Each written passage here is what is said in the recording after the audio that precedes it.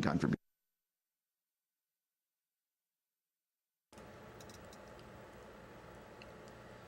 Hello and welcome to SF Live. I'm your host, Patrick Regan.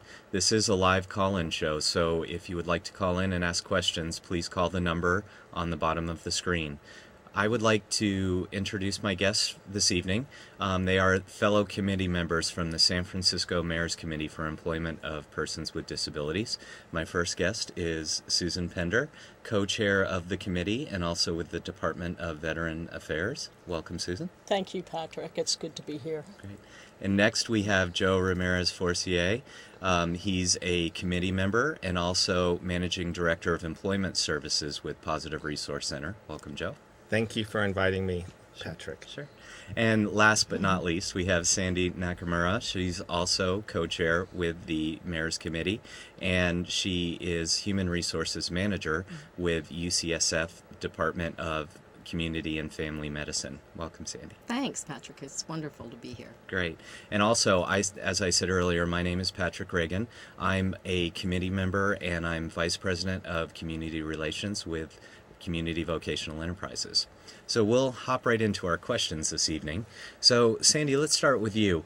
Sure. Could you tell our viewers a bit about the committee and what interested you and caused you to join the group? Okay. The committee is a consortium of nonprofit organizations and employers in the San Francisco area that support persons with disabilities and employment activities such as recruitment, networking events, job placement, training. And there's it's been in existence for quite a number of years, was associated with local government, state government, and right now we're operating from a local level. Great. I got interested in it because it matches, the committee's mission actually matches what my personal goals are. I have a passion of working and supporting people with disabilities, and because I work at UCSF and I'm an HR manager, it's just perfect for me. I'm able to set up networks, I'm able to talk about job opportunities and meet the community. Okay, thank you. Sure. And Susan, so could you, if you'd like to add anything about the committee, but also could you talk a little bit about how long you've been a part of the group and what do you see the benefit is of the committee? It's really been an exciting 8 or 9 years at this point, hard to imagine, because I'm with so many dynamic individuals from so many different and very committed social enterprise and nonprofit agencies that serve people with disabilities, and also working with people like Sandy, who really go to all lengths really to help transition people with disabilities into good quality jobs as opposed to just any sort of job or any type of stereotype that a lot of people with disabilities are sort of forced into. So it's really been a privilege, and I think that what I've seen with the committee is it's just become more and more dynamic as time has gone by. Originally it started with a yearly or annual job fair, which was very successful, had thousands of people attending it, and a very popular youth in disabilities, which was associated with the community college system. And now we've really evolved to experimenting with different types of models that will help us determine what is going to work now for people with disabilities in terms of them getting hired. And most recently, Sandy alluded to it, but we have focused on social networking and developing sites for social networking, whether they're physical sites or other types of sites, so that individuals with disabilities can really try out all the modern techniques and tools they need to get a good job. Great, thank you. So Joe, if you would like to add anything about the committee, please feel free, but would you like to share some success stories that you've had since your time on the committee? Well, as you know, Patrick, people with disabilities, we look at the assets they bring to the table for the employer. So we really focus on the abilities. As a, community-based organization that provides workforce development for disabilities, the first meeting we have with the individual is taking a look at their experience in education.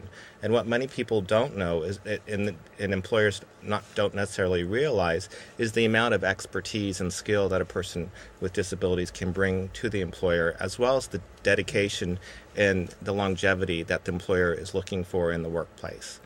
we work with them and we devise a plan of action, often around education, skill building. I know at many of the community-based organizations, computer skills training and testing is one of the foundations that we work with, as well as we work with City College and San Francisco State University Disability Student Services.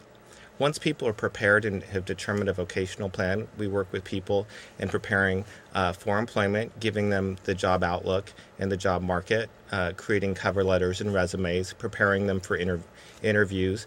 There's a variety of community-based organizations that help prepare internships, volunteering, and supportive employment for people with disabilities to adjust to the workplace setting, and many people are ready to go directly to the workplace. Once we've worked with an employer, they often may, over a long period of time, decide to source a lot of their job openings to us. We develop a relationship, we go on site, we look at the skills and abilities to perform that job, and we learn the hiring process for the person and candidate we're looking for. So our goal is to work with employers, and especially the mayor's committees, to work with employers in understanding the hiring process. When we understand the hiring process, we give people with the abilities they have an opportunity to understand the process of what it takes to get hired at that company, and that's really important. Great, thank you. Yeah, I think just from my personal point of view, I think the committee is really important. We're connecting job seekers with employers, so they're definitely both benefiting, but I think the community as a whole benefits from the group. If you think about individuals that may currently be on some sort of public support or public assistance, they're moving towards being financially independent, they're becoming taxpayers, and certainly in these economic times they're going to be out there spending money and buying goods and services that they need. So it's good for the employers, for the job seekers, and the community as a whole. I wanted to add something to Sure. what Joe was saying, and that's the fact that I view persons with disability who are looking for employment or who are employees at any company as heroes. These people have to go through so many hoops and so many obstacles that we take for granted as someone coming from the streets and applying for a job. And that's, Susan also spoke to the fact that our committee is trying out innovative ideas of how to empower these people to look for jobs and to advocate for themselves. And in the same course of doing that, we are making more and more employers aware that these people can advocate for themselves, that there's nothing to be concerned about. Some employers might be concerned about ADA and accommodation and expenses and whatnot, but these people are so valuable, and many times they're bringing more to the work environment than somebody else, just because they're trying so hard. Exactly. That's why they're my heroes. And I think you mentioned something really important. That's another really great thing about this committee is that we can be a resource to employers as well. And you talked about working with the ADA and information that someone might need to work with someone with a disability or from a disenfranchised population, and that's certainly a reason to be a part of the committee. So, and I was actually going to ask Susan if you want to. Sandy talked earlier that the committee is made up of both for-profit and nonprofit organizations. So, if you'd like to talk a little bit more about the makeup of the committee, and if someone would like to join, how would they go about that? We welcome hearing from both employers who want to learn about how they can diversify their workforce and find quality employees. All they need to do is join, contact us, and we'll be providing that contact information soon. We have a great variety of agencies on the committee who specialize with different populations. We serve everyone from individuals with HIV, AIDS, or veterans, of course, in my own capacity, individuals with mental health challenges, individuals with physical challenges or cognitive issues. And that really makes that agency the resource for the employer. on working with that population. So I think that what any employer is going to find when they meet with the committee is just experts on a wide variety and array. It's quite impressive, really, the combination of skills and knowledge, just the amount of resources that committee members can bring and do bring to employers. So we really encourage employers to see the committee has